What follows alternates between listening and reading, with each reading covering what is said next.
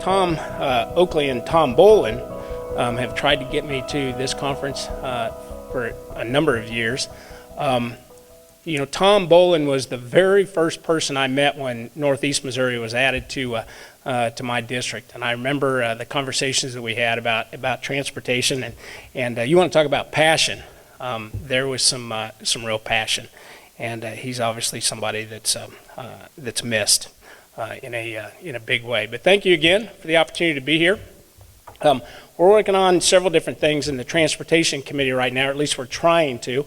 Impeachment tends to overshadow everything that's going on in Washington right now, and every single committee is kind of overshadowed by that. But having said that, moving on, what we're looking at is the surface reauthorization for next year. We're looking at WRDA, and we're looking at pipeline safety, and I'll kind of get into those just briefly. The infrastructure bill, at least the big infrastructure bill that we were working on, Chairman DeFazio, Peter DeFazio from Oregon is the chairman of the Transportation Committee. He's the opposite of me, being the ranking member on the Transportation Committee. We had started working on the infrastructure bill, which was going to be a very expansive type of bill. A lot of different transportation modes were in there, and we started working on that. Unfortunately, we got shut down.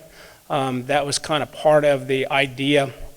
It didn't come from transportation. It came from the House leadership. They just simply didn't want to give the president a win, and he had obviously had his name written all over that piece of legislation, and so they backed off of that. So now we've pivoted to surface transportation and WRDA. WRDA is going to be a very important bill this year, just given the flooding that we have had to deal with in the Midwest. My district, to give you a little bit of an idea, goes all the way from the Nebraska-Kansas border to the Illinois border, covers all the way across the Iowa line. I have the Missouri River from the Missouri-Iowa border all the way down to Kansas City, the Missouri River there, and then across the bottom, and then I have the Mississippi River from the Iowa line down to, well, I guess it'd be just north of St. Louis in around Clarksville or so. But it's a very big district, and you have to deal with two different Corps of Engineer groups, to be quite honest with you. On the Missouri River side, we're dealing, when it comes to flooding, we're dealing with management of the river. On the Mississippi side, we're dealing with just trying to get groups to work together, states to work together when it comes to flood control. But both rivers, we have to make sure that flood control and navigation are the #1 priorities when it comes to managing these rivers. And it's a problem, and it's having an effect on people's lives. It's having an effect on communities. It's having an effect everywhere.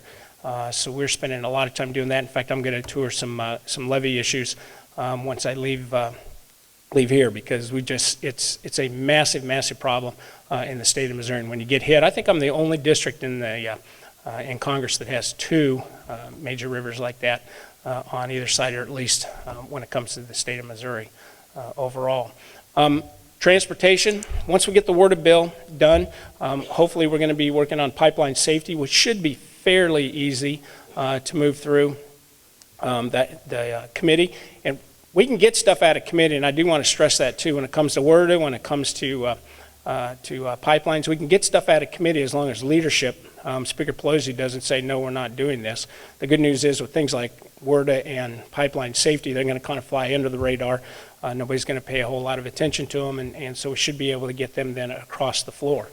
Pivoting then to surface transportation or reauthorization, the surface bill, which is due September of next year. Hopefully we can get that done. That's right before an election. That creates political issues in and of itself. What I fear is we will see an extension of the existing bill, which makes it really hard when it comes to departments of transportation trying to plan, whether that's MoDOT, IDOT, whatever the case may be. It makes it very hard when it comes to planning those projects. But we're moving forward. We've got a lot of challenges in front of us. We've got to figure out how we fund the Highway Trust Fund moving forward, and everything is on the table.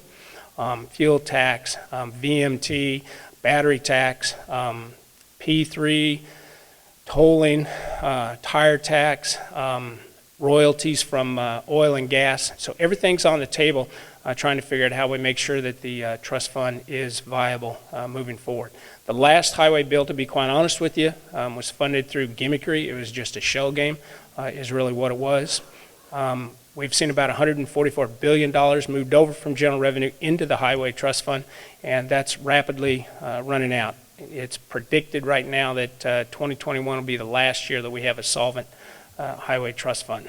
So we have to figure that out moving forward. We've also got to tackle some technology issues, and then also streamlining a lot of these projects. So these are some of the things that we're working on when it comes to surface transportation and trying to get that bill ready and teed up for next year. And obviously, DeFazio and myself, we're committed to doing that. We've still got a very good bipartisan committee when it comes to transportation. We're very proud of that. We want to keep that. And it's something that's been the tradition for a very, very long period of time. Speaker LaHood knows that, and we want to make sure that that stays that way. Having said that, we've got some good, some nice grant dollars that have been passed down when it comes to the administration.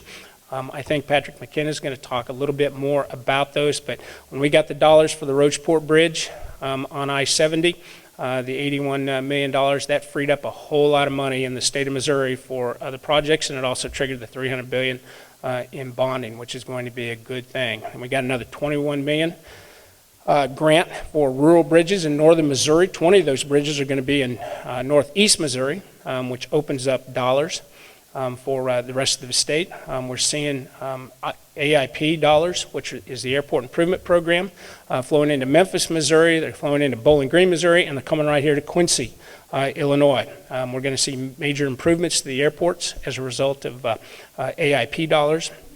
AIP is something that we've been working to try to increase. That's something that's been a personal project of mine. We spend about $3.3 billion a year. I'd like to get that to $4 billion. That is a trust fund, and I might add too that in transportation we still have true trust funds. Highway trust fund, aviation trust fund, inland waterways. We have the harbor maintenance trust fund. These are dollars that are paid in through fees, and they go into the trust fund to be used on projects within that particular sector. So these are true trust funds. That's one of the reasons why we are trying very hard to get directed funding back when it comes to transportation projects. This has been a frustration. When we had earmark reform, one of the casualties of that was Congress being able to direct the dollars within project bills, things like the highway bill, WRDA, whatever the case may be, Congress being able to direct those dollars. We didn't spend any less because the money comes out of a trust fund. The same amount of dollars gets spent. The only difference is now the administration, I don't care if it's a Republican or a Democrat administration, the administration and some unelected bureaucrat gets to make the decision on how those dollars are spent rather than the member of Congress representing that district making the decision on how the dollars are going to be spent in his district and his state.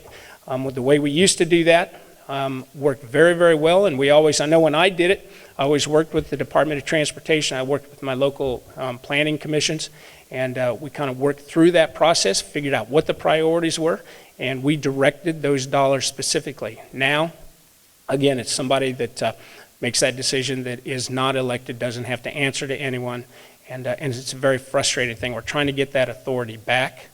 The good news is, and it's a rule, it's an internal House rule.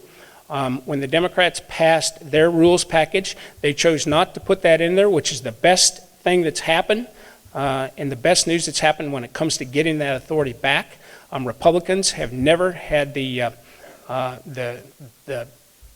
guts to put that back or to leave it out of our rules package, so it continued to stay in there, and something that we've been working on. But now that the Democrats chose not to do it, we have the opportunity to get that authority back. That is a very, very good thing.